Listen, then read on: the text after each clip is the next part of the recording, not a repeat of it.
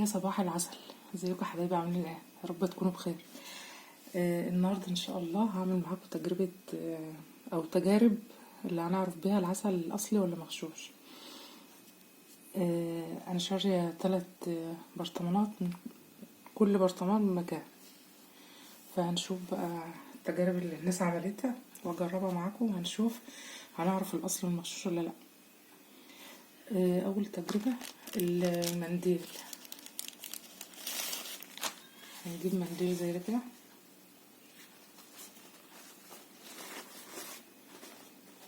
انا هحط قدام كل برطمان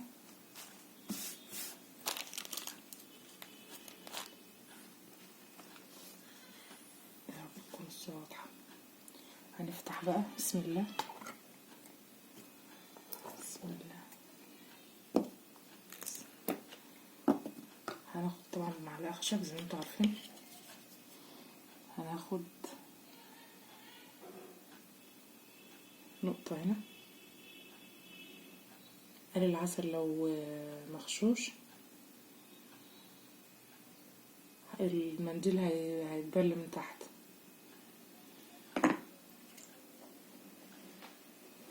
لو مش مغشوش مش هيتبل من تحت.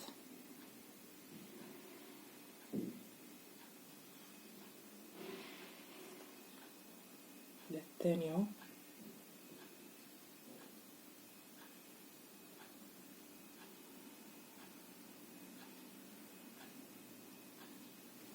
هنشوف التالت بقى.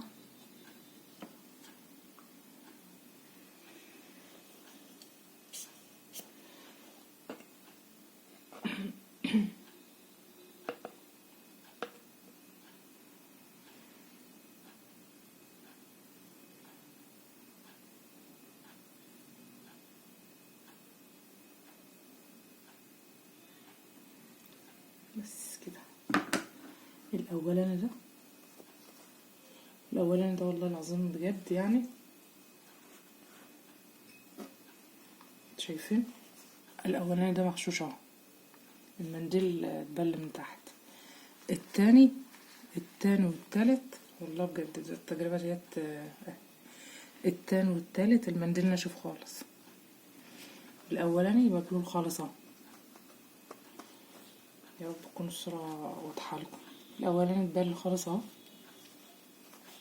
التاني ناشف خالص المنديل، وده ناشف. يبقى احنا شاكين في ده بقى، رقم 1 ده اللي مشكوك فيه. دي اول حاجة. تاني حاجة بقى، يبقى تقريبا كده انا عرفت ان ده هو المغشوش. هنجيب برضو منه وننزل كده في المية،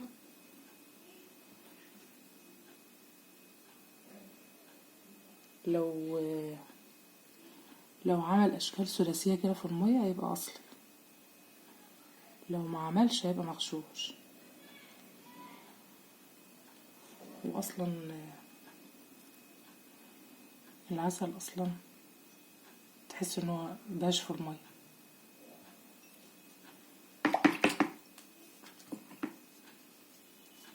نشوف التانية بقى.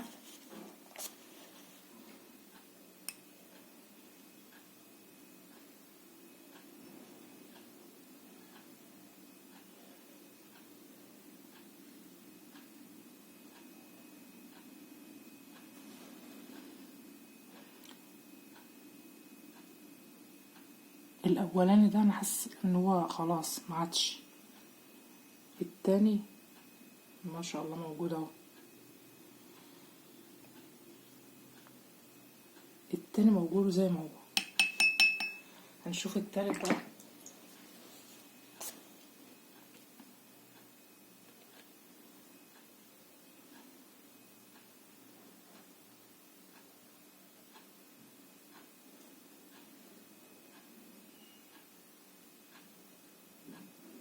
التالت موجود برضه اهو،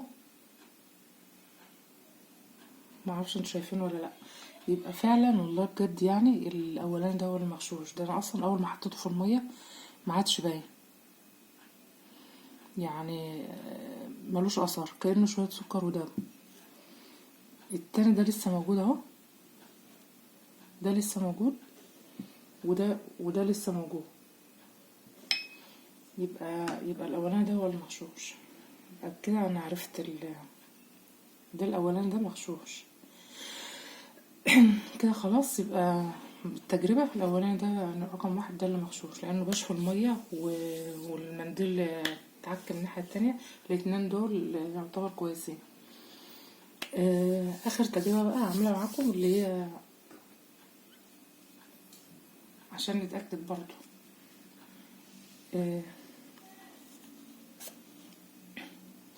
هنجيب كده العسل واحطه على كفة ايدي كده،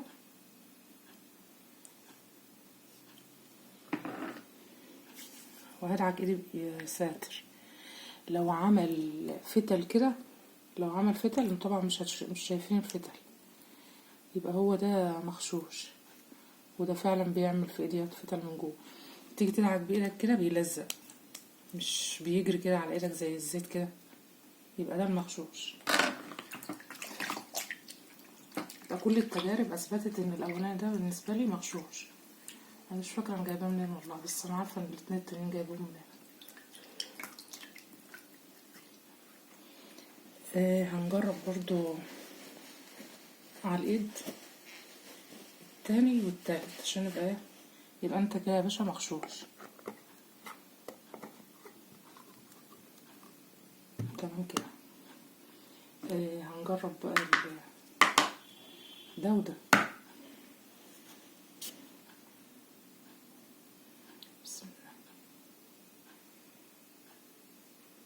تاني اهو،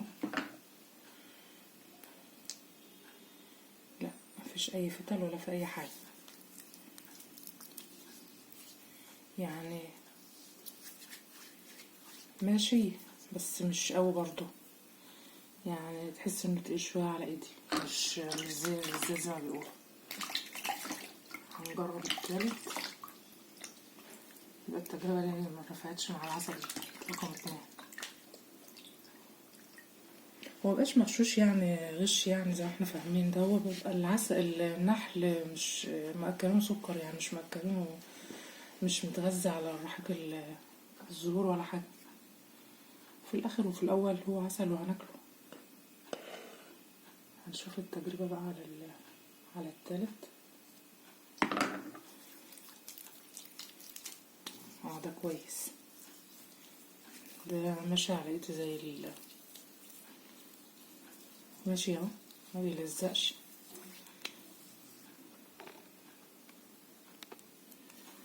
يبقى ده كويس، يعني ده احسن واحد في التلاتة. رقم 3 اللي هو ناقص ده احسن واحد في التلاتة. يبقى احنا كده عملنا كام تجربة اهيت على الثلاث برطمانات، واتأكدنا ان الاولاني ده مغشوش اصلي، ده ما عادش اصلا له اي اثر في المية، يعني تحس ان هو سكر ومية. ده لسه موجود اهو، وده لسه موجود اهو. في كمان تجربة اللي هي الكبريت طبعا ده فاشل، لان الكبريت طبعا مولعش مع اي واحد. وكمان في تجربة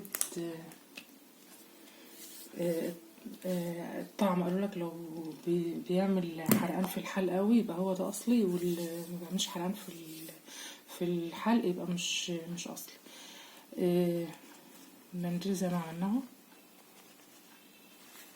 ده الاولاني ده عمل المنديل من بره، لكن الاتنين دول ما عملوش. والميه زي ما قلت لكم دول عاملين الاشكال الثلاثيه اللي بيقولوا عليها اهيت، لكن ده اصلا مبقاش في الميه خالص، ما عملوش اي اثر.